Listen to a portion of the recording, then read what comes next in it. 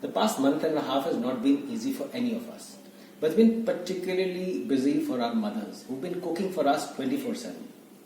I think this Mother's Day they deserve a special mention. You should bake them a cake. I've got a recipe for a chocolate cherry cake that you should bake for them. So get your baking gloves out. I'm going to teach you a very cool recipe. Let's go. This is a recipe for an eggless cake. So I'm going to start with the dry ingredients first. This is 100 grams of refined flour, 50 grams of cocoa powder, half a teaspoon of baking powder, half a teaspoon of baking soda, and 100 grams of caster sugar. The wet ingredients include 50 grams of yogurt, cherries which are going to be chopped. I've got tinned cherries as well as fresh cherries here. If you don't have fresh cherries, you can always use tinned cherries. But the fresh cherries always taste better. You need about 50 grams of these.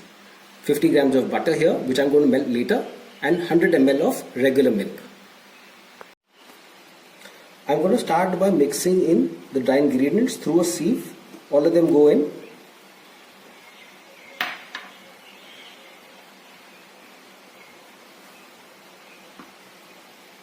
And they have to go through a sieve so that all the baking powder and the sugar and the cocoa powder, everything is mixed properly. We don't want lumps of anything anywhere. Quickly just give it a nice stir. Don't drop anything.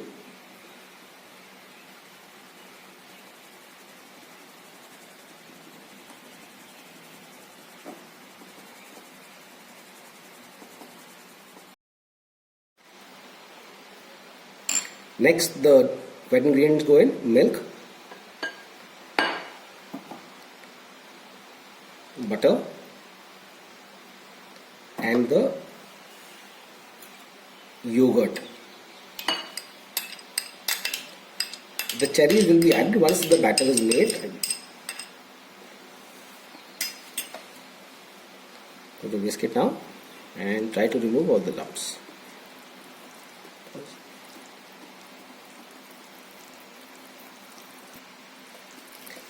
Be sure that you're whisking it in one direction. We want to incorporate as much air. Although this is an eggless cake, we have the baking powder and baking soda to help us. But still, it's better to whisk it in one direction. Slowly the lumps will disappear like they are. But we shouldn't be over whisking it. We don't want it to become a piece of bread. Too much of gluten is not healthy for a cake.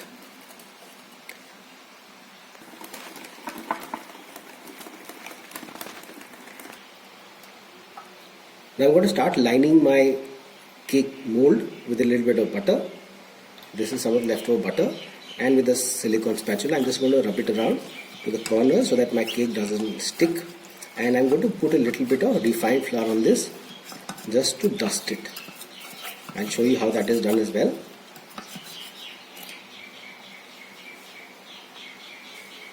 Just a teaspoon of flour, and we'll roll it around the cake tin so that all covers and there is a nice layer of flour to protect the cake from sticking to the pan.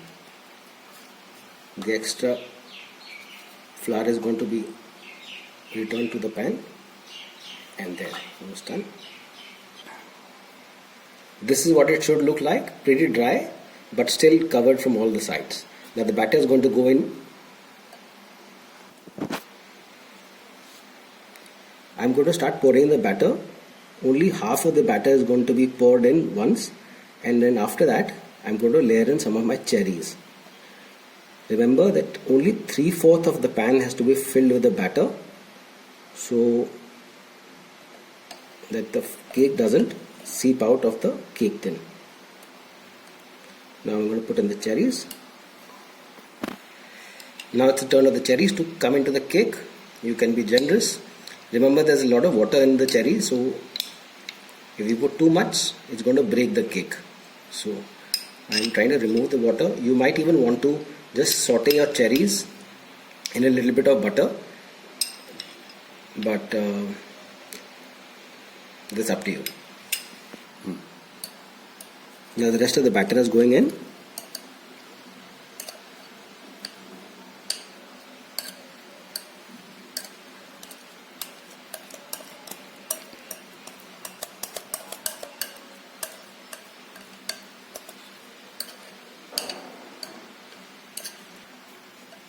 I'm using a rubber spatula.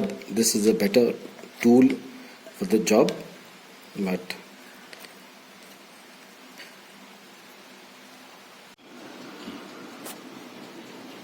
the cake is now going in for baking.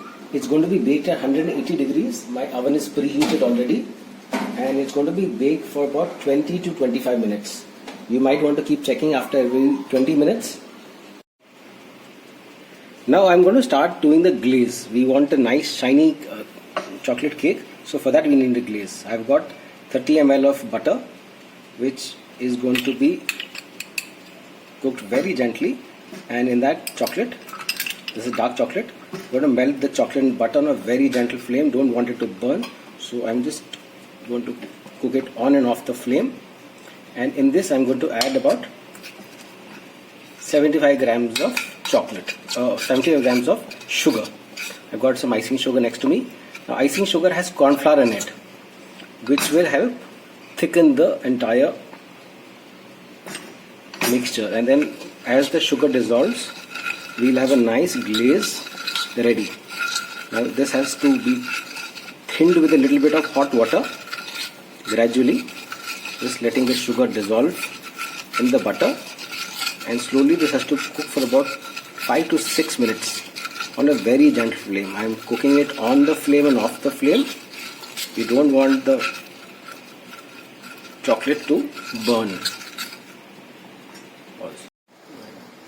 You have to be patient with this. No shortcuts in this. And now I'm going to add a little bit of water. This is about 20 ml going in. The corn flour is going to thicken, the butter is going to give it the glaze, chocolate is going to give it the sweetness, and the butter also is going to add a little bit of shine to the entire thing. It has to cook not more than 5 to 7 minutes.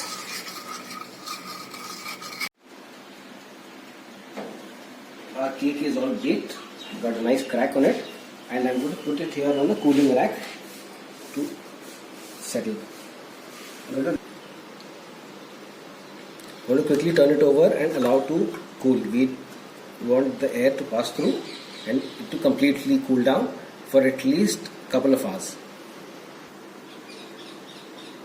Now this is the fun part. Our glaze is ready. It's got a nice glaze to it. See, it's got quite a thick consistency, shiny, but at the same time it's coating the spoon. This is what we want. It's still warm. We don't want it to be very hot, neither do we want it very cold. So it's still warm, and I'm going to start pouring this on top of my cake. The cake has cooled down, so there is a difference of temperature between the cake and the glaze. So this is just going to be gently poured across the cake, and I'm going to smoothen it out. I've got more glaze and allow the extra glaze to fall down,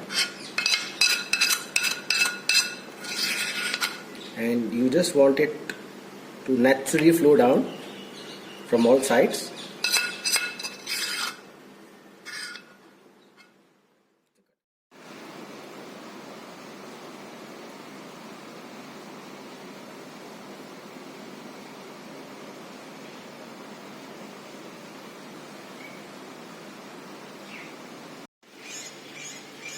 Our cake is all set. The glaze has been on the cake for about half an hour and it's cold. Now I'm going to gently remove it, put it on a nice platter and put some cherries on them. And plop a few here. You can decorate it any way you like. I like cherries, so I'm going to put lots of cherries on them. And then a little icing sugar on the other side. And that's the chocolate cherry cake. Go wish your mother a very happy Mother's Day from the GW Marriott team, and happy baking.